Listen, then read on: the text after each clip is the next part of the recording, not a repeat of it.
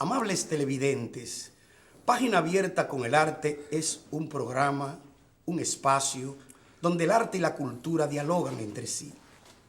Como cada semana, estamos aquí para dialogar con ustedes en este su programa de reflexión, Página Abierta con el Arte, Página Abierta con la Cultura.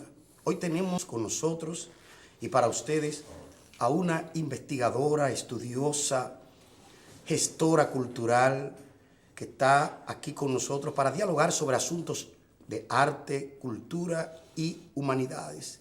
Se trata de Sofía Mariñez, quien bien ha venido aquí y está con nosotros para dialogar sobre lo que es su espacio, Página Abierta con el Arte, Página Abierta con la Cultura. Bienvenida, Sofía, a tu programa, Página Abierta con el Arte y la Cultura. Sofía, nosotros le hacemos una pregunta a cada invitado. No, tú si quieres la contestas, si no, no la contestas.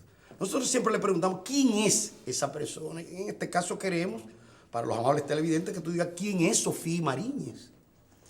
Bueno, primero muchas gracias por invitarme aquí al programa de ustedes y es un placer para mí estar con estos expertos en literatura, en filosofía, que son ustedes y que hace tanto tiempo que nos conocemos y para mí la verdad es que es una gran alegría estar aquí. Bueno, pues ustedes me conocen desde hace tantos años, en los tiempos que yo hacía teatro aquí en República Dominicana, en los años 80. Soy de madre francesa, padre dominicano. Crecí en Francia, nací en Francia, viví aquí en República Dominicana la mayor parte de mi vida como niña, adolescente, y realicé mis estudios aquí de teatro, de traducción en la Universidad PEC. Me gradué en la Escuela Nacional de Bellas Artes, el teatro, y trabajé en el Teatro Rodante de Bellas Artes por un tiempo. Entonces, luego al irme a Estados Unidos, allá trabajé como traductora muchos años. Más adelante, como tú te acordarás, escribí algunas entrevistas que tú, Fidel, fuiste parte de esa etapa de mi vida. Cuando en los años 90 entrevisté a muchos artistas y escritores de la diáspora dominicana, porque me empeñaba sobre todo en desarticular algunos estereotipos que se estaban circulando en República Dominicana sobre los dominicanos de la diáspora. Eso fue mi primera preocupación. Y con esas entrevistas yo me proponía romper un poquito esos estereotipos que se estaban construyendo sobre lo que eran los llamados Dominican York, ¿no? ¿Quiénes son los Dominican York? Esos son unos cadenuces, narcotraficantes. No me interesaba que se siguiera circulando ese estereotipo y decía, bueno, eso no es verdad. La comunidad dominicana de Estados Unidos es una comunidad que ha aportado muchísimo en todos los sentidos, sí, que ha trabajado, que ha tenido éxito en diferentes áreas de producción, en diferentes áreas del comercio, de la industria allá en Estados Unidos, y decidí enfocar en la parte que yo conocía, que estaba más familiarizada, que eran los escritores, los artistas, y empecé ese círculo, esa serie de entrevistas con la de Luis Díaz. La primera fue a Luis Díaz en el 96, sí. Y luego estuvieron actores como Claudio Mir, músicos como Adán Vázquez, sí, artista dominicano, otros actores como Mateo Gómez, y escritores como Juno Díaz, Julia Álvarez, Nelly Rosario, la misma Josefina Báez, todo eso en el 97. Y bueno, eso para mí fue una gran satisfacción porque conocí mucho de la diáspora dominicana y pude contribuir en ese sentido. Sí, yo recuerdo cuando tú hiciste la traducción de Dominicanish. La reseña, sí, que fue muy cosa. Sí, porque se publicó la obra y entonces se hizo eso. Ella, que aparte de ser una dramaturga, es performera. Sí. De Josefina Báez. Josefina Báez, sí. Claro, sí. Y la obra circuló aquí un poco tanto, pero no se le dio ¿qué te digo yo? Esa propaganda que debió tener. Pero yo sé que en ese campo, el mismo Claudio Mir, un joven que yo conocí arribando, luego de mis estudios aquí, talentoso, y incluso yo en una ocasión quería invitarlo aquí porque supe que él estuvo, pero después no tuvimos la relación para eso. Y bueno, lo importante es que ese fenómeno de la llamada diáspora es un fenómeno muy controversial, muy significativo, pero poco conocido, Fidel. Muy poco Fíjate conocido, que en lo que se llama la diáspora tenemos valores. Ella misma es un ejemplo de eso. Cierto. Está allí incluida en lo que se llama el repertorio educativo y cultural en la Universidad de Nueva York. Es profesora de lengua, traducción y ejerce allí. Y además ejerce de una manera dentro del campo multicultural que es ya la frecuente y la común. Entonces, en esa perspectiva, tú sabes que hay no solamente tu docencia universitaria allí, que es muy importante, pero sino tu activismo cultural también. Es un elemento que facilita una comunicación, pero que entra dentro de una tradición de la diáspora que es productiva, con muchos valores, con lo que tú mismo, incluso tú hablabas de Luis Díaz, que tuvo un tiempo también por allá. ¿Te acuerdas cuando vino Martín López aquí? Sí, sí. Y hablaba de esa etapa. La Él tiene etapa esta video neoyorquina, sí. de etapa neoyorquina de Luis Díaz. Le dedicamos varios programas a él y a Martín López. Y es como dices tú, siempre hay ese tipo de preocupación, pero más allá tú también has vivido. Entonces, tú has escrito, tú te has dedicado a varios temas, ¿no? Sí. Temas que son importantes e incidentes incluso en el marco del mundo actual. Sí, bueno, mira, llamarme activista quizá un poquito... No, en el sentido de exageración. gestora. quiero Sí, decir. es más como una visión de cuál es el propósito de mi trabajo, ¿no? Y mi visión como educadora, como profesora en la Universidad de la Ciudad de Nueva York, es una visión muy política. Como tú sabes, en la Universidad de Nueva York hay una gran población dominicana. Sí. Inmensa. CUNY, City University of New York, tiene 250,000 estudiantes. Sí. Y dentro de esos, cuarto de millón, hay una gran parte que es dominicana. Hay una gran parte que es haitiana también, que es africana, que viene de todo el mundo, la ciudad más cosmopolita del mundo. Sí, claro. Entonces no es de extrañarse que la Universidad de la Ciudad de Nueva York, o sea, la Universidad del Estado, la universidad pública, tenga toda la población migrante. Claro. En un aula de clase de 30 alumnos, fácilmente tienes 30 nacionalidades. Fácilmente. Sí, no. Sí, 30 alumnos, 30 nacionalidades. Claro. Y todos esos alumnos representan una gran diversidad, tanto étnica, cultural, nacional, racial, religiosa. No puede ser de otra manera. No puede ser de otra manera. De edad, tienes gente de 18 años y tienes personas mayores de la tercera edad. Tienes personas con dificultades de habla, o sea, también lo que se llama disabilities. Y también tienes jóvenes de todas las visiones políticas y también tienes gente de diferentes sectores económicos. O sea que personas que podrían ir a una universidad privada prefieren ir a la universidad pública porque no tienen los recursos, ¿no? Sin hablar de las preferencias, opciones de vida, como le llamamos. Pues sí, esa es la nueva palabra que he descubierto. Las preferencias sexuales. Sí. Opciones de vida. Las opciones de vida, bueno. sí. No sé si hay un poquito de sarcasmo en ese término. O de eufemismo, sí. Yo diría que de cinismo. Sí, ¿verdad?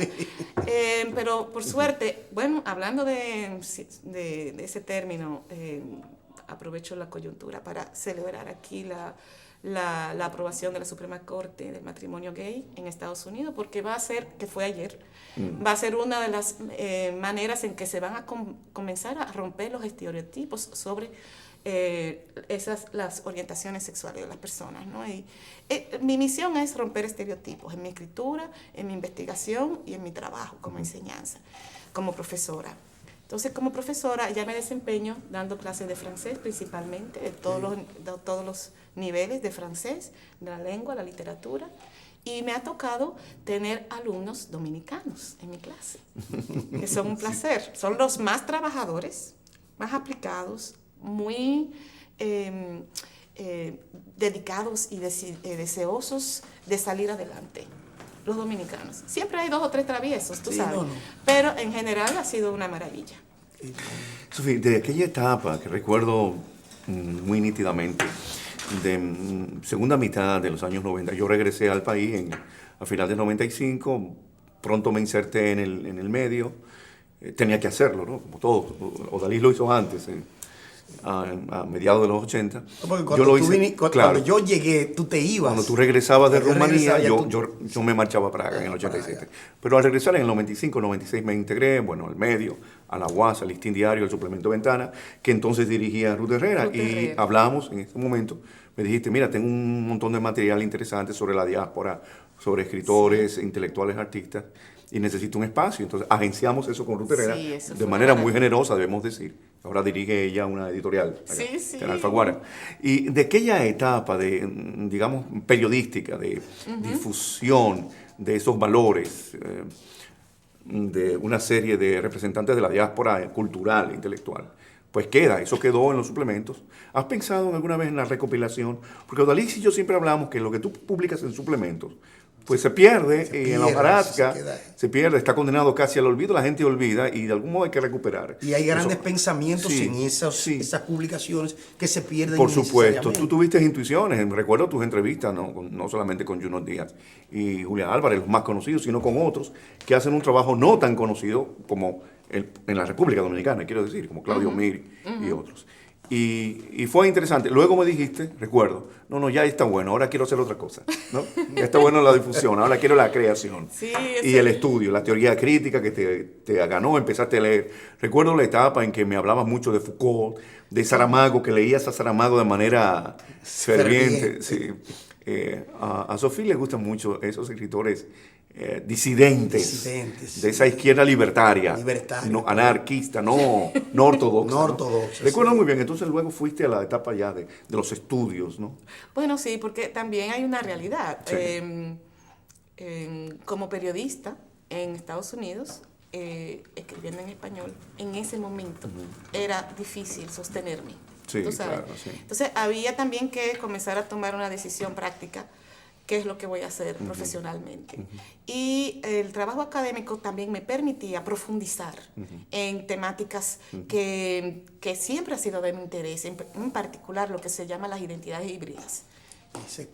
Las identidades híbridas. Sí, que bueno, empieza con... un concepto interesante. Claro. Sí, porque bueno, empiezas con... Yo empecé intuitivamente, porque yo no tengo título de periodista, pero decidí imitar a Oriana Falachi y las entrevistas con la historia y entrevistar a mis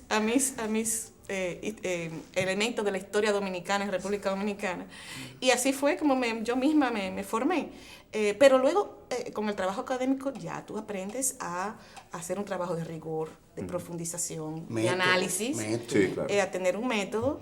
Y claro, al descubrir a los grandes teóricos de las identidades, eso ha sido para mí un camino que me ha hecho descubrir maravillas. Está, claro, Foucault, está Derrida, que me ha ayudado muchísimo a entender, a analizar discursos que crean oposiciones binarias, ¿no? Entre el yo y el otro, ¿no? He estudiado también con Edouard Glissant, que fue profesor mío varios años en la Universidad de la Ciudad de Nueva York, que fue un privilegio enorme estar ahí sentada al lado de él y absorber todo ese conocimiento. Entonces, de las identidades híbridas dominico-americanas, ahora estoy pasando a otras identidades híbridas, ¿no? Que son, las identidades híbridas dominico-haitianas, que son muy importantes, y otros procesos internacionales de la globalización, como personas que venimos de familias cuyas combinaciones no se puede imaginar. En Estados Unidos he conocido personas, por ejemplo, que son de padre jamaiquino y madre persa. De padre coreana y madre polaca. Los intercontactos. Los matrimonios interétnicos. Más que interraciales, interétnicos. Pero intercontactos. Entonces si no te especificas solamente en un grupo, no me interesa quedarme en un solo grupo, sino de analizar qué es lo que ocurre a las personas que tenemos identidades fluidas, lo que yo diría, lo que yo he pensado en llamar identidades transculturales, o sea que pasamos de una cultura a otra, o sea, son identidades fluidas, móviles, que pasamos nos quitamos un sombrero y nos ponemos el otro según las circunstancias, y también nos sirve para analizar las cosas con una riqueza, aportamos una riqueza.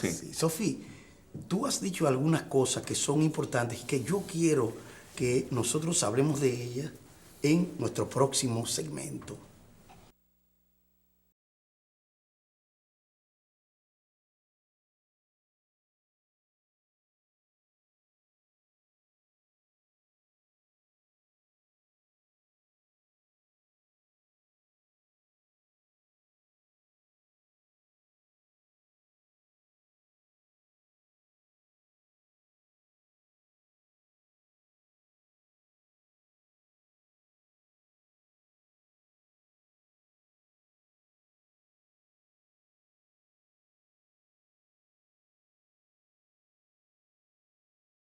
Amables televidentes, estamos en Página Abierta con el Arte, Página Abierta con la Cultura, hoy con Sofía Mariñez. Y recuerde que usted puede seguirnos cada semana a través de las redes sociales, porque allí estamos en YouTube, Facebook y Twitter con el contenido de lo mejor del arte y la cultura dominicanos en contexto y en movimiento.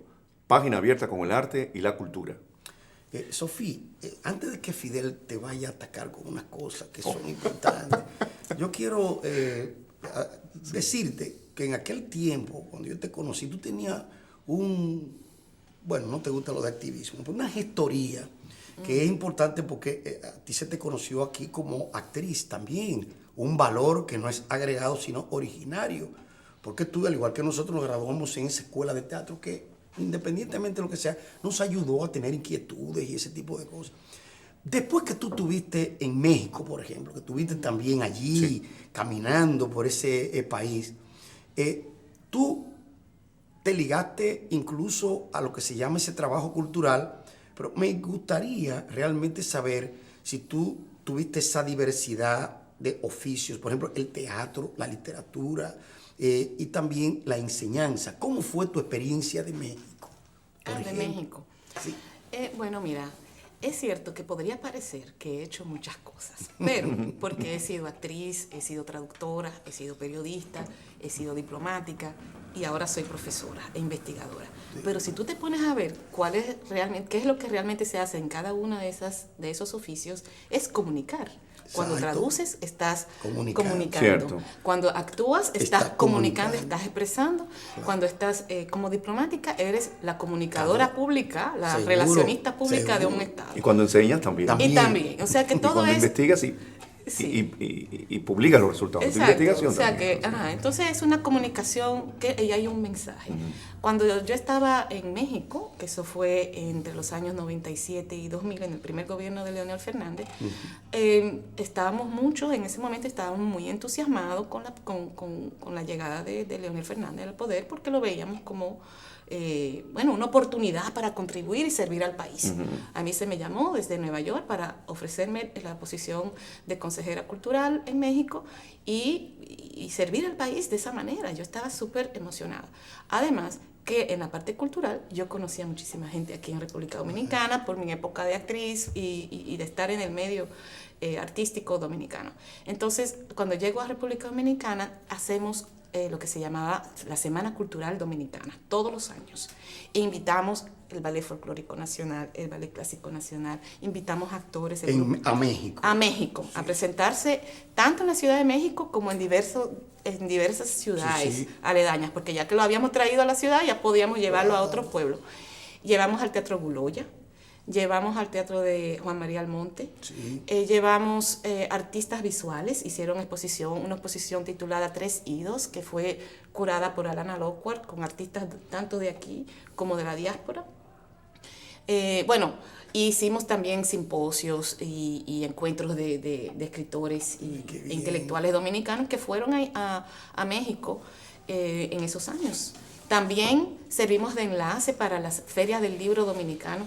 Cuando, por ejemplo, hubo un año que se dedicó a México, sí, creo que fue en el 99, y me tocó acompañar a Jaime Labastida, que era el director de Siglo XXI, de la editorial Siglo XXI. En muy conocido poeta y... Traerlo aquí, y entonces en ese sentido, tú sabes, creo que hicimos un aporte, un pequeño grano de arena, una buena labor, a servir al país, la imagen del país a nivel internacional. Sí. Eso fue del 97 al 2000. Sí, la etapa mexicana. Tú tienes varias etapas, hay varias etapas en tu vida. Sí. Y para el público televidente, lo sabe, eres políglota, es decir, habla varios idiomas, tres idiomas y quizás un cuarto.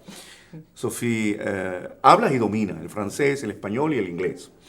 Recuerdo cuando me decías que te mueves con facilidad y sin muchas tensiones en todas esas, y piensas en esas lenguas. Entonces, espíritu babélico. Claro, babélico, sí, curioso, inquisitivo, sí, investigativo y todo. Entonces hay una experiencia, bueno, la experiencia insular de la juventud, luego la experiencia mexicana, la experiencia francesa y la experiencia neoyorquino-norteamericana. Es decir, eso te sitúa precisamente, entiendo tus actuales intereses académicos y culturales e intelectuales, porque el tema de las identidades, como llaman, las identidades híbridas, fluidas, móviles, nada estáticas. Y sobre todo vivas. Sobre todo vivas. Sofía, aquí tenemos un problema con el asunto de la identidad, en gran parte de la intelectualidad dominicana. Y Odalis y yo, que coincidimos en muchas cosas, aunque tenemos nuestras diferencias, sí, que debe ser, como claro, dice. claro. Coincidimos en este asunto del concepto de la identidad, porque se sigue pensando la identidad como algo estático, inmóvil, como un conjunto de rasgos permanentes, esa concepción metafísica de la identidad. Y biologista. Y biologista, ¿no? De la identidad de 1844, sí, de la primera restauración, la identidad del principio del siglo XX, de la época de Trujillo, y la dominicanidad como una identidad estática. Y la dominicanidad, ustedes, tú y otros contribuyen a pensarla hoy como algo abierto, ¿no? Como una apertura, ¿no? La diáspora es una muestra de esto, esta dominicanidad móvil, trashumante, digamos, errante, ese concepto de la errancia, ¿no? Además lo dialógico. Lo dialógico. De las sí. identidades, porque no es la identidad, Sí. son las identidades, claro, sobre todo. Claro. Sí, ese pensar de la identidad nuestra, o la dominicanidad desde la diáspora, me parece todo un reto, todo un desafío, ¿no? Porque la perspectiva es distinta, sin duda. Sí, Esa experiencia tuya del intercontacto con gente de todas partes del mundo. Claro. Bueno, mira, lo que ocurre también que al salir, a tener contacto con otras culturas, necesariamente te tienes que abrir, necesariamente porque te das cuenta de que lo que tú piensas y lo que tú crees no es una verdad absoluta en el mundo, Entonces, ahí tú te comienzas, si eres abierto a conocer otras culturas, te das cuenta de que lo que creías antes no necesariamente es la verdad. No. Sin embargo, me atrevo a decir algo polémico. En este momento estamos enfrentando, en una parte de la intelectualidad y de los sectores artísticos, casi una cruzada por la defensa de nuestra identidad cultural frente a la cuestión haitiana, ¿no? Sí. En su momento en este programa tendremos que hablar acerca de ello. Yo sé que la diáspora se ha pronunciado. Y en estos días, dos escritores, quisiera saber tu opinión sobre el pronunciamiento de escritores como Junot Díaz y Edwidge Danticat, de la diáspora dominicana y haitiana en Nueva York, sobre el tema haitiano de las deportaciones. Ahora los intelectuales son muy sensibles, los de fuera y los de acá también. Sí. Bueno, Fidel, tú sabes que yo soy académica. Sí. Y los académicos ahora nos tomamos nuestro tiempo y la distancia necesaria para emitir juicios, ¿no? Sí. Rehuimos la tentación de formar opiniones bajo la fogosidad de las emociones, Sí. porque es muy peligroso hacer eso, Cierto. muy peligroso. Ahora, lo que yo he observado hasta ahora y desde el momento de la sentencia, desde el momento en que surgió la sentencia hace casi 2 años, hasta ahora, es que ha habido una gran desinformación, una gran confusión en la prensa, en los medios de aquí, de República Dominicana, sobre lo que significaba la sentencia.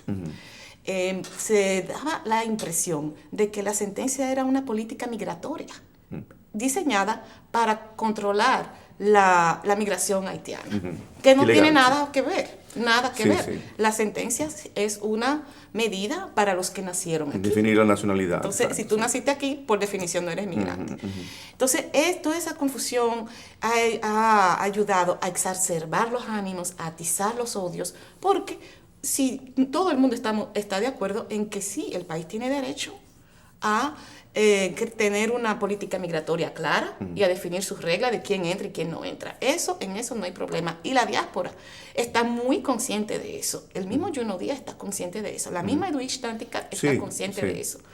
El ataque ha sido principalmente sobre la controversia de los desnacionalizados. De los apátridas, Sí, de los la llamados sentencia. apátridas. Ahora hay un término nuevo. Y que Sí. quiero que me agrada que menciones esa palabra, porque Sí, sí. también ese es un término que está sujeto a debate. Por ejemplo, se dice que eso de apatridad no existe en relación a los desnacionalizados, Sí. porque según la Constitución haitiana Sí, sí, son tienen nacionales, derecho sí. a la nacionalidad Por el ius haitiana. sanguinis, sí. Ahora, una cosa es la identidad nacional y otra cosa es la identidad cultural. Cualquier descendiente de haitianos tiene el derecho y si tiene el deseo de ir a Haití y hacerse nacional haitiano. O sea, formalizar eso, tal como descendientes de españoles han ido a España Sí. a formalizar su nacionalidad De española. Francia, Alemania, Eso es si claro. alguien desea Claro. hacerlo. Si Sí, sí, sí, desea sí. hacerlo porque No significa... es que es automático, sí, exacto. Bueno, Ahí está la ya los bueno, detalles sí, son... los detalles legales. Pero según la Constitución tienen Sí. derecho a hacerlo. Ahora, una persona que nunca haya vivido en Haití, que no hable la lengua, que se identifique totalmente como dominicana, su identidad cultural es dominicana. Entonces ahí Sin duda. eso Claro, es lazos afectivos, injusto psicológicos, que una claro. gente que haya vivido aquí, que su Toda la padre vida. se le obligue ahora a que tenga que irse a un país que no conoce. Cierto. ¿Tú sabes? Mira, te hice la Tengo- pregunta, yo tengo- no nada, con ninguna mala intención, sino porque sé que en este momento, cuando dije cierto, los intelectuales y los artistas dominicanos están divididos sobre el tema. Hay Sí. mucha polarización. Claro. Yo sé que tú has intentado obviar el problema como no pronunciarte, porque hay mucho oportunismo en torno a eso. Sí, Hay sí, mucho fanatismo y hay muchas posiciones extremas. Esas declaraciones del alcalde de Nueva York, Mira. hay de todo, ¿no? Y yo creo que el término medio aristotélico, o sea, la visión serena, equilibrada, se ha perdido, ¿no? Hay Se ha- mucho fanatismo sí, de ambos se ha lados. perdido. De ambos lados, me parece, ¿no? Bueno, lo que pasa es que también los medios han hecho una selección de la información. Le han Y puesto también de más. han puesto palabras en boca de gente que no han dicho esas cosas. Como siempre. El Di Blasio nunca dijo que se haga un boicot al turismo. Él sí dijo, externó su consternación, su sí. preocupación, pero él no dijo que se haga un boicot al turismo. Eso ya se lo agregaron. El mismo Juno nunca dijo que se hiciera un boicot. Ok. Él no dijo eso. Sí, pero aquí Y se- él tampoco dijo que había campos de concentración. Ok, sí. Entonces, lo dijo la Como persona los que nazis. estaba al lado. Entonces, mira cómo la prensa Sí. Hábilmente hace manipula. esos atajos Sí, en la sí. información. Sí, manipula. Ese Hay es un mucho- manejo, el manejo no ético de la prensa. no ético, Claro. mucha irresponsabilidad. Sí. Mucha irresponsabilidad. Estoy casi por saltar un poquito para llamarle la atención, porque a mí me ha llamado la atención este término, desde el punto de vista más bien lingüístico Sí. y hasta ideológico, de este término de apatridía. Apátrida, sí. Óigame, Sí. óigame, desde el punto de vista constructivo y lexical, la política y lo político inventa la lengua. Si tú te pones a reflexionar sobre ese término, que incluso está pronunciado por autoridades, ese término es un híbrido, pero además es un término que se ha inventado en un trayecto que diacrónica y sincrónicamente, óyeme bien, es anómalo. Sin embargo, mira cómo la política hábilmente te crea un término que ni siquiera es un protocolo desde el punto de vista comunicativo. Pero fíjate que el Fíjate. término no lo usa la derecha nacionalista, lo niega. No hay apátridas acá. Sí, pero- Son haitianos, dicen ellos. Pero yo no- Apátrida es la palabra utilizada por quienes reivindican. Apátrida. Apátrida. Apatridía. Apatridía, sí, Pero- del griego. Apatris. Sí, apatris. pero Sí, sí, el patria, término, sí. el sufijo, Sí. la parte terminal, Claro, sí. ¿no te llama la atención? Apatridía, Que, sí. por ejemplo, tú le preguntas, ¿qué quiere? En la edad que nosotros tenemos, no se había estado pronunciando ese tú no lo No, encuentras no. en la noción. Incluso cuando tú publicaste, porque ahí que voy, tus ensayos sobre la patria. La condición La apátrida, condición apátrida. Tú esa palabra, tú no la utilizaste. No. Tú nunca utilizaste eso. Y el que más ha insistido en ese tipo de condición apátrida que yo conozca aquí, eres tú. Sí, sí. ¿Tú ves? Y lo has hecho y sin embargo, mira ahora cómo ese término se ha encajado dentro de los Sí, medios. sí. Pero sobre eso y otras cosas, vamos a continuar conversando con Sofía en nuestro próximo segmento.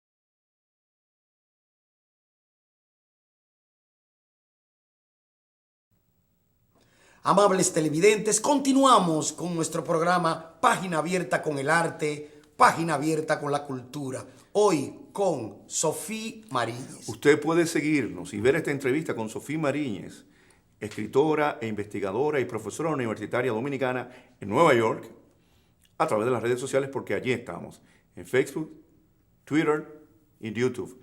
Página Abierta con el arte y la cultura, con lo mejor del arte y la cultura dominicanos en contexto y en movimiento. Hay un momento, Fidel, en que la lingüística se encuentra con lo político, pero ella también se deja penetrar por lo político. Inventa ese dislate, ese disparate lingüístico, apatridía o apatria. Señor, eso es un formante. Es más, eso incluso es una concepción etimologizadora de eso, que se ha utilizado no por lo que tenga como contenido, sino por lo que tiene como efecto en un momento en que tú verás que dentro de algún mes o 2 meses no vamos a encontrar en la prensa ese término. Me llama la atención, no desde el punto de vista ideológico de lo que ustedes piensen en el sentido propiamente político, cultural, sino desde el punto de vista político. Tú pones a un quantum, a un universo de personas y le pones esa palabra. Fidel, te aseguro que nadie tendrá una explicación coherente sobre esa palabra. Estoy hablando en el ámbito profesional. Sí. Porque ese es un formante, un barbarismo, no en el sentido incluso de lo que la teoría de la corrección lingüística en español ha formulado como tal. Eso es que el oportunismo del político ha querido colonizar a lo que se llama la lingüística como categoría colonialista. Sobre eso vamos a momento a hablar, pero quiero preguntarle a la misma Sofía. Yo también tengo nuestra invitada.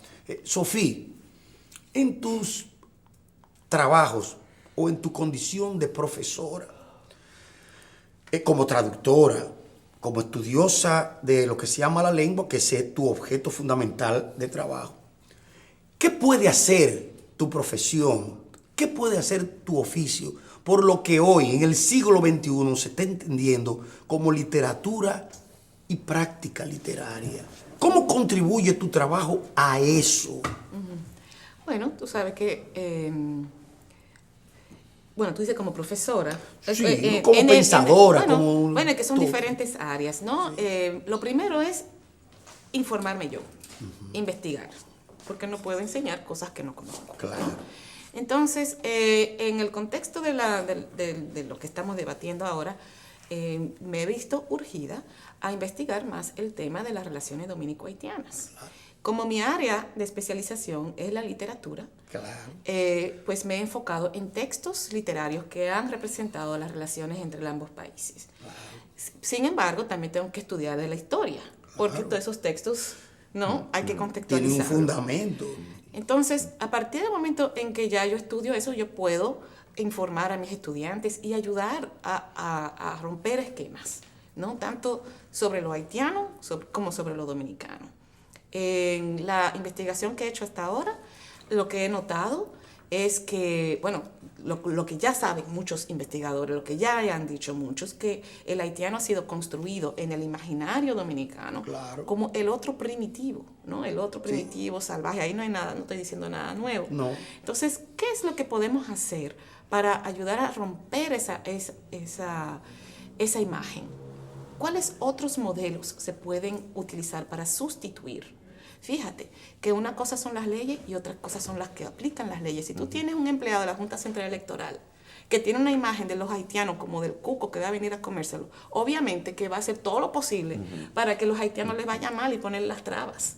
Porque ya a nivel práctico individual. Entonces, aparte de las medidas jurídicas que se deben de tomar para asegurarse que no se violen los derechos, que la migración sea eficiente y regulada, también se tienen que hacer cosas, y ese es el mundo intelectual que tenemos esa responsabilidad de romper los esquemas, de decirle a la nación, el cuco no existe. El cuco no existe. El cuco es una imagen como Santa Claus que no existe. No hay que tener tanto miedo. Sofía, dentro un poco del debate ideológico tan candente, tan actual, y volviendo al tema de tus intereses académicos e intelectuales por las identidades desde la literatura, desde el estudio de la literatura, el estudio de la lengua, Hay un tema pendiente también que es el tema de los estudios de género, las cuestiones de sí. género y el feminismo. Y quisiéramos que nos hablaras de tu tesis doctoral sobre una autora francesa del siglo XVII. No hemos hablado, interesantísimo, ¿no? Redescubres a una autora conocida, pero que Sí. era conocida por especialistas, por eruditos, ¿no? Sí. Háblanos un poco de eso. Bueno, eso fue como una revelación que tuve en uno de los cursos que tuve que tomar mientras hacía mi doctorado sobre la literatura del siglo XVII, y el curso estaba enfocado a la producción literaria de las mujeres de esa época. Y para mi gran sorpresa, porque cuando estudias bajo los textos canónicos solamente, y para mí, antes de ese curso, la literatura francesa de esa época era Molière, Racine y Corneille, Sí. y quizás Madame de Lafayette, ¿no? Pero ahí descubro una plétora de escritoras que tuvieron una voz cantante para desmantelar los estereotipos sobre la mujer. En su época. Toda la Hablamos construcción. 1600. Estamos hablando de los 1600, Wow. pero estamos hablando también de una tradición que comienza desde Christine de Pizan, la primera feminista, que con su obra La ciudad de las damas, que fue en el 1405, escrito, o sea, un texto ya medieval, y ella refuta todos los discursos misóginos que venían desde la época de la antigüedad, construyendo a la mujer como un ser inferior, como un ser subordinado, como un defecto el cuerpo de la mujer como un defecto del cuerpo del hombre. Como un instrumentum diaboli. Como un instrumento recipiente Sí, del demonio. del hombre. Sí, recipiente bueno, o sea, sí. porque ni siquiera se le daba el mérito en el acto de la reproducción. Sí, Porque, claro, o sea, sí. Sí, ¿no? claro, totalmente. O sea, y filosóficamente, religiosa, o sea, en todos esos discursos ella los desmantela, ya en 1405. Wow. En 1700 tú tienes otra vaguada de, bueno, lo que le podríamos decir feminista, pero esa palabra no existía en ese momento, sino simplemente defensoras de la condición de la mujer. Escritoras que escribieron novelas, obras de teatro, memorias, autobiografías, cartas, manifiestos feministas en contra del matrimonio, que denunciaron el matrimonio como una herramienta de esclavitud de la mujer. Entonces mi tesis se enfocó en una de ellas, que era Mademoiselle de Montpensier, prima hermana del rey Luis XIV. Era extremadamente rica, tenía millones, y ella logró no casarse nunca, que no le impusieran el matrimonio. Y además de que llevó la voz cantante en una guerra civil en contra de su primo hermano. Ella tomó las armas como militar, dirigió un grupo, o sea, unas tropas militares durante la guerra civil llamado La Fronde, que fue justo antes de que Luis XIV tomara la mayoría de edad como rey, que tenía 14 años. Y fue un momento en que ella se comenzó a darse cuenta de su poder tanto económico como intelectual. Sí. Y a propósito de mujeres, ya que estamos con mujeres, ¿cierto?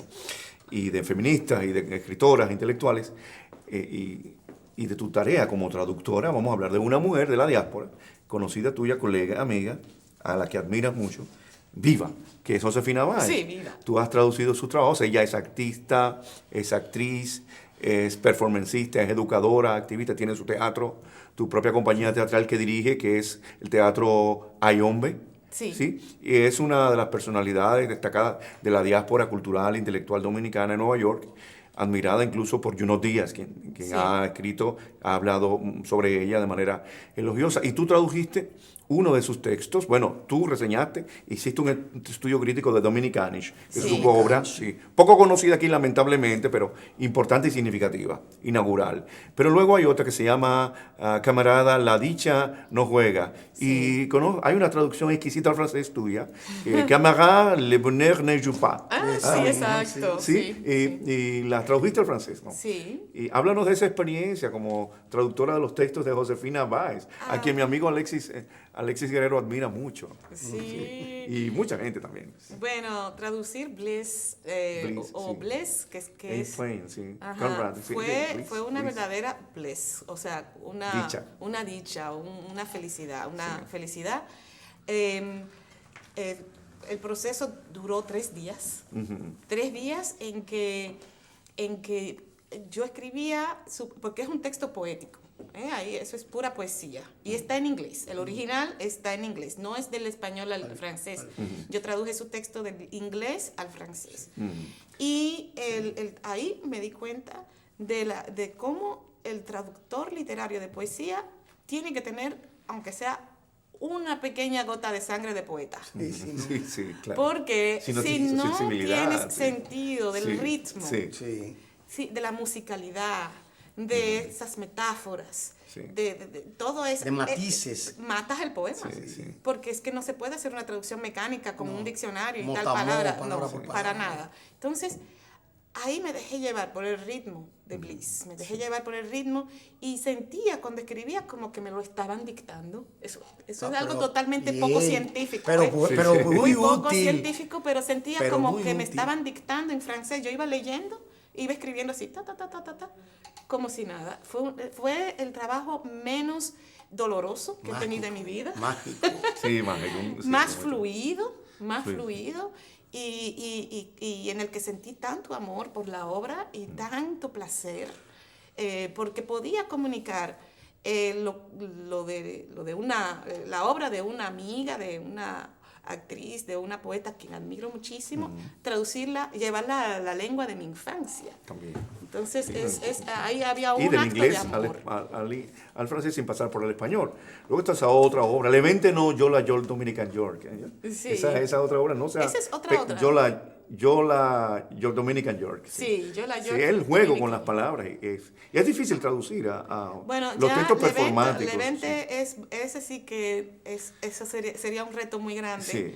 porque todo el asunto de Levente es en el uso de un lenguaje muy específico, el dominicano, Claro, ¿no? Entonces, como traductor, hasta ahora, o sea, ojalá que se encuentre uno, pero a mí me ha interesado, de la obra de Josefina, el que más me ha interesado es Dominicanish, precisamente porque propone identidades híbridas. Y en ese estudio crítico que escribí en el 2004, yo mostraba cómo Dominicanish te rompe los esquemas de esa identidad monolítica, homogénea, que mencionabas al principio, Sí, de una exacto. dominicanidad Estática, única, sí.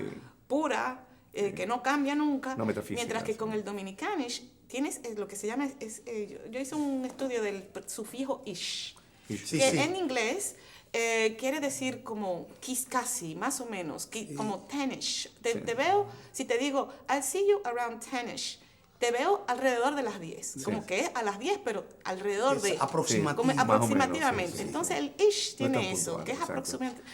Sí. Es un aproximativamente dominicano, Sí. que toma de otras Sí. raíces, de otras culturas. Entonces, Sí, pero esa es una nuance. Una como- nuance. es una identidad, una- Dominicanish propone una identidad rizomática, Claro, una sí. identidad múltiple, que no es Claro.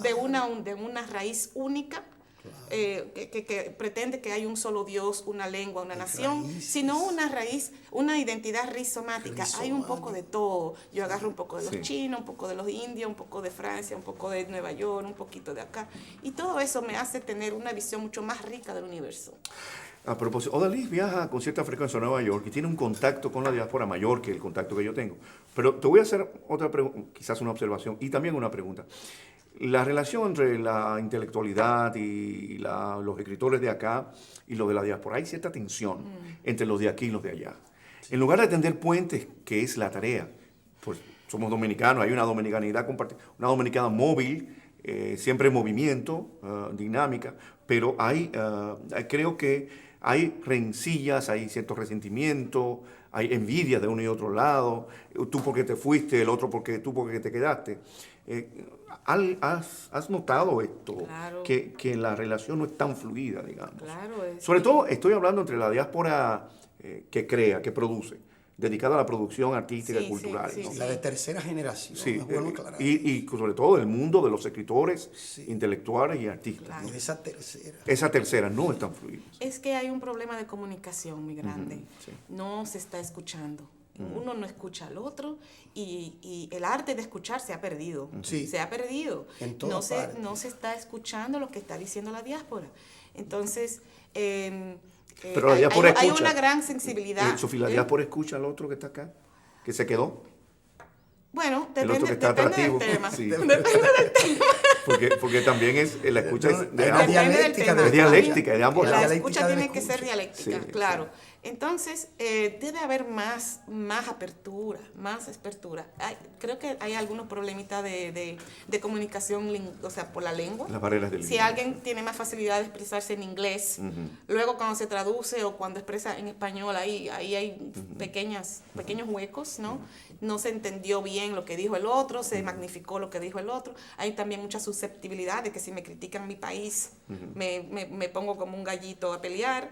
Entonces, hay un problema de escucha y de deseo de aprender del otro, porque yo creo que la diáspora tiene mucho que ofrecer a la República Dominicana, mucho que ofrecer, porque estamos, por ejemplo, estas posturas de Junot y de Edwidge Danticat están informadas por una tradición de la lucha por los derechos civiles que ha estado en Estados Unidos. Sí, la tradición liberal. Sí. Y esa tradición de lucha hace que un lenguaje se vaya determinando de cierta manera.